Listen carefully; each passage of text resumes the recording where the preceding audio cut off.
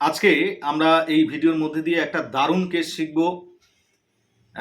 আমার এটা সাকসেসফুল একটা কেসটা আজ থেকে কিন্তু 1 থেকে 1.5 বছর আগে আমি দেখেছিলাম। সেই দাদাটি আজও ভালো রয়েছে, আজও তার সেই সমস্যা কিন্তু ফিরে আসেনি।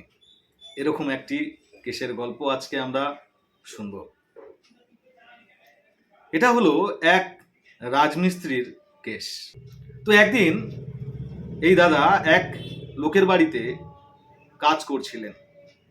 কাজ করতে করতে হঠাৎ দুতলা থেকে তিনি নিচে পড়ে যান। কাজ করার সময় দোতলায় কাজ হচ্ছিল, এই ভাড়া বাঁধা ছিল, ভাড়ার উপর থেকে নিচে পড়ে যান। ভাগ্যবশত তার তেমন কিছু হয়নি, শুধুমাত্র তার কোমরে এবং পিঠে প্রচণ্ড চোট আসে। তাকে ধরে সবাই হসপিটালে নিয়ে যায়। তিনি যখন উপর থেকে পড়ে গেছিলেন নিচে, টোটালি তিনি সেন্সলেস হয়ে গিয়েছিলেন, তার কোনো জ্ঞান ছিল না। সেই অবস্থায় তাকে হসপিটালে নিয়ে যাওয়া হয়। সেখানে পেশেন্টকে বিভিন্ন ঔষধপত্র দেওয়া হয় এবং পেশেন্টের মাজার পরীক্ষা করা হয়। সেখানে ধরা পড়ে পেশেন্টের লাম্বার লর্ডোসিস। এই পেশেন্টটিকে কিছু মেডিসিন এবং একদিন হসপিটালে রাখার পর তাকে ছেড়ে দেওয়া হয়। পেশেন্ট বাড়িতে এসে প্রায় 7-8 দিন স্থির থাকতে পারছে না। তার প্রচণ্ড ব্যথা এবং তার বাড়ি আমার বাড়ির পাশেই। ঠিক 7 দিন পর হঠাৎ আমি রাস্তায় দাঁড়িয়ে আছি, আমাকে বলছে, শুভজিৎ আমার প্রচণ্ড ব্যথা হচ্ছে, তোমাদের হোমিওপ্যাথিতে কি কমবে? আমি বললাম আসো, দেখা করো বিকেলে, আমি চেষ্টা করব। পেশেন্ট আমার চেম্বারে এসে বলছে যে প্রচণ্ড ব্যথা, প্রচণ্ড ব্যথা, এত ব্যথা আমি আর নিতে পারছি না, প্রচণ্ড কষ্ট হচ্ছে, আমি ঠিকঠাক রাতে ঘুমাতে পারছি না, আমি ব্যথার জন্য অস্থির হয়ে পড়েছি। ছটফট করছে ব্যথার জন্য। চেম্বারে এসে একবার এদিক, একবার ওদিক, একবার ওদিক, একবার এদিক, এবং বলছে আমি যখন ঘুমিয়ে থাকি ঠিকভাবে ঘুমাতে পারছি না, উঠে হাঁটাচলা করছি, বসছি, কখনো শুচ্ছি, এইভাবে আমার 7 দিন চলে যাচ্ছে, 7 রাত আমার ঘুম নেই। হসপিটাল থেকে আসার পরের কথা কিন্তু। আমি বললাম কি ঔষধ খাচ্ছ? বলছে পেইন কিলার, গ্যাসের ট্যাবলেট এবং হসপিটাল থেকে যে যে ঔষধ দিয়েছে সেগুলো। তারা বলেছে ফিজিওথেরাপি করতে, ইত্যাদি ইত্যাদি, তাও করে আমার কিন্তু ব্যথা কমছে না। শুভজিৎ আমার ব্যথাটা যাতে তাড়াতাড়ি কমে সেরকম একটু ব্যবস্থা করে দাও, আমি আর পাচ্ছি না। আমি বললাম তাড়াতাড়ি কেন? তখন পেশেন্ট বলল, আমি যে বাড়িতে কাজ করছিলাম, সেই যে বাড়ি থেকে আর কি কাজ করতে করতে পড়ে গেছি ভাড়ার উপর থেকে, সেই বাড়িতে অনেক লেবার খাটছে, আমি না গেলে কাজ হবে না। এই 6-7 দিন পুরো তার বাড়ি কাজ বন্ধ। তার বাড়ি যদি কাজ বন্ধ থাকে তাহলে কি করে হবে? আমি কন্ট্রাক্টে নিয়েছি, সেখানে আমার কাজ করতেই হবে। তারপর আমার যে ছেলেগুলো রয়েছে, মানে ছেলেগুলো বলতে তার আন্ডারে যারা কাজ করছে, যেসব লেবারগুলো, তারাও বসা, তাদেরও সংসার চলবে না। তাই জন্য বলছি যে একটু যদি তুমি তাড়াতাড়ি করে দিতে তাহলে ভালো হতো, আমি আর নিতে পারছি না, এলোপ্যাথিক ঔষধ খেয়েও আমার কমছে না। এই ছিল কেস। আশা করি আপনারা কেসটা শুনেছেন। তো আমি এই কেসটার ফলো আপ প্রথমে দেখাই, আপনারা দেখুন পেশেন্ট কত ভালো হয়ে গেছে। আজও 1.5 বছর হয়ে গেল কিন্তু তার সেই ব্যথা রিটার্ন করেনি। পেশেন্ট কিন্তু দিব্যি কাজ করে খাচ্ছে এবং তার উইথিন 3 ডেজের মধ্যে ব্যথা যন্ত্রণা প্রায় একেবারে নেই বললেই চলে। আমার ঔষধ দেওয়ার পর 3 দিনের মধ্যে তার ব্যথা চলে যায় এবং ধীরে ধীরে তাকে আমরা রূপডাম দিই এবং পেশেন্ট 1 সপ্তাহ থেকে 10 দিন সময় লেগেছিল, পেশেন্ট ভালো হয়ে গেছে। একটা অবাককর রেজাল্ট ছিল এটা। পেশেন্ট সম্পূর্ণ আজও ভালো। দেখুন ভালো। আমি একটা কেস দেখাতে চলেছি আপনাদেরকে। এই দাদার একটা এই শিরদাঁড়া একটা প্রবলেম ছিল। তো প্রবলেমটা দাদার মুখ থেকে শুনবো যে কি হয়েছিল। আপনারা দেখুন যে একটা ভয়ানক কেস আমরা সারাতে পেরেছি হোমিওপ্যাথি দিয়ে। এখন পেশেন্ট পুরো সুস্থ। হ্যাঁ দাদা বলো কি হয়েছিল? আমি রাজমিস্ত্রির কাজ করি, দোতলার উপর থেকে পড়ে গিয়েছিলাম। তখন যে শিরদাঁড়া আর তোমার এইখানে চির ধরে গিয়েছিল আর সিদ্ধারার হাড়টা বেরিয়ে গিয়েছিল। তখন আমি কৃষ্ণনগর গেলাম, কৃষ্ণনগরে এক্সরে করার পর কৃষ্ণনগর থেকে ওষুধ দিল, শুধু প্যারাসিটামল এসব দিল, ওটাতেও কমলো না। তারপর অন্য ডাক্তারের দেখালাম, কোনোটাই কমলো না। তখন আমাদের বাড়ির পাশে ওই শুভ, মানে আমার কাছে শুভ ডাক্তার আছে, ওর দ্বারা আমি বললাম, ও বললো যে তাহলে আমার চেম্বারে একটু যেও। তারপরে গেলাম, যাওয়ার পর যে ওষুধটা যে দিল, মানে তো বসতে পারতাম না, উঠতে পারতাম না, দাঁড়াতে পারতাম না, মানে এমন একটা পরিস্থিতিতে ছিলাম।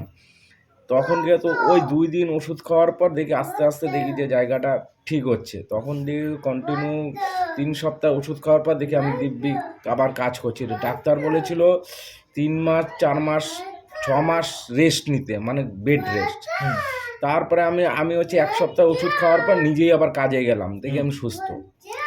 এই দাদার সমস্যাটা ছিল, দাদা একজন রাজমিস্ত্রি, ইনি কত তলা থেকে পড়ে গেছিলেন? দোতলা থেকে পড়ে গেছিল এই দাদা। যাওয়ার পর এনার স্পাইনে প্রবলেম হয় এবং আমার কাছে এই দাদা এসেছিলেন, ইনি হসপিটালে দেখাচ্ছিলেন।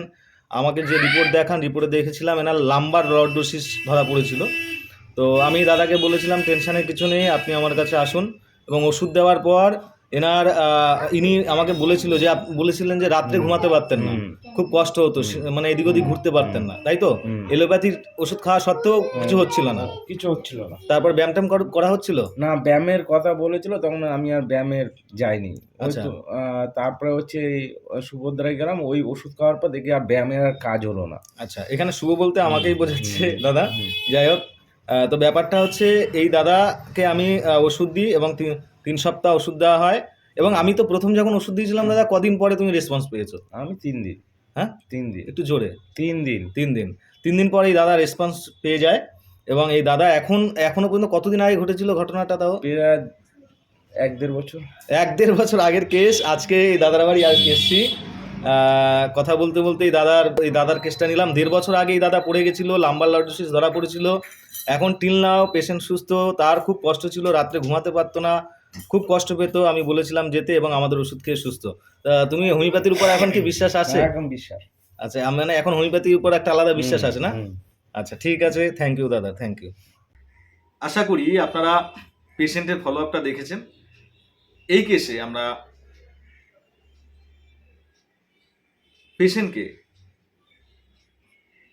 মেডিসিন দেওয়ার আগে যে রুব্রিক নিয়েছিলাম তা হলো, পেশেন্ট বলছে যে শুভজিৎ, আমি না স্থির থাকতে পারছি না, ব্যথা যন্ত্রণার জন্য ছটফট করছি। আমি দেখলাম পেশেন্ট আমার চেম্বারে এসে অস্থিরপনা করছে। This is mind restlessness pain from. Restlessness pain from কথার অর্থ হলো ব্যথা যন্ত্রণার থেকে তিনি অস্থির হয়ে পড়েছেন, তিনি অস্থিরপনা করছেন, একবার ওদিক একবার এদিক, একবার ঘরের মধ্যে গিয়ে শোয়, একবার উঠে হাঁটে, ইত্যাদি ইত্যাদি। This is mind restlessness pain from. আমাকে একটু তাড়াতাড়ি সারাও শুভজিৎ, আমি খুব কষ্ট পাচ্ছি। This is mind carried desire to be carried fast. Patient তাড়াতাড়ি আমার দ্বারা বা আমাদের ওষুধের দ্বারা বাহিত হতে চাইছে। আমরা mind carried desire to be carried first রুব্রিকটা নিয়েছিলাম। নেক্সট রুব্রিক নিয়েছিলাম mind anxiety children about his. Anxiety মানে হচ্ছে চিন্তা, উদ্বেগ। চিলড্রেন অ্যাবাউট হিজ মানে তার চিলড্রেনদেরকে নিয়ে, মানে শিশুদেরকে নিয়ে, বাচ্চাদেরকে নিয়ে। এখানে বাচ্চারা কারা? এখানে বাচ্চারা হচ্ছে তার আন্ডারে যেসব শ্রমিক কাজ করছে, লেবাররা কাজ করছে, তারাও বসা, তাদের বাড়ির সংসার চলছে না, তাদেরকে নিয়ে টেনশন হচ্ছে। আমি যদি কাজে না যাই তারাও তো কাজে যেতে পারবে না। অর্থাৎ এখানে তার লেবাররাই, তার শ্রমিকরাই তার শিশুর সমান, তাই তাদের নিয়ে তিনি চিন্তা করছেন। Mind anxiety children about his. কারণ সে হচ্ছে মালিক আর তার আন্ডারে যারা কাজ করছে তারা তার লেবার। তারা যদি বসে যায় তাদেরও তো সংসারের দায়িত্ব আমাকে ভাবতে হবে, তাদেরও তো সংসার চলবে না। আমার যা হয়েছে হোক, কিন্তু তাদের যেন কোনো ক্ষতি না হয়, তারা যেন কাজটা করতে পারে। নেক্সট হচ্ছে mind responsibility taking responsibility to seriously.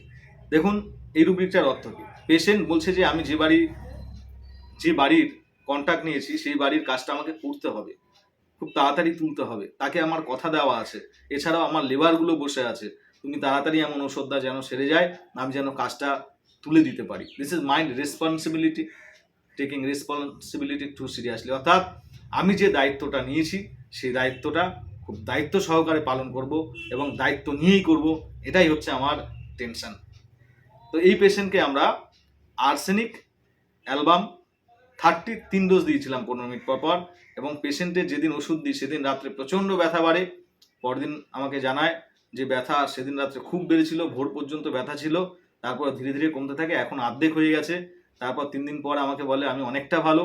তারপর আমরা রূপদাম চালাই এবং ধীরে ধীরে পেশেন্ট ভালো হয়ে যায়। আজও কিন্তু পেশেন্ট ভালো রয়েছে এই আর্সেনিক অ্যালবাম খেয়ে, তাকে আর দ্বিতীয় কোনো মেডিসিন দিতে হয়নি। কেমন?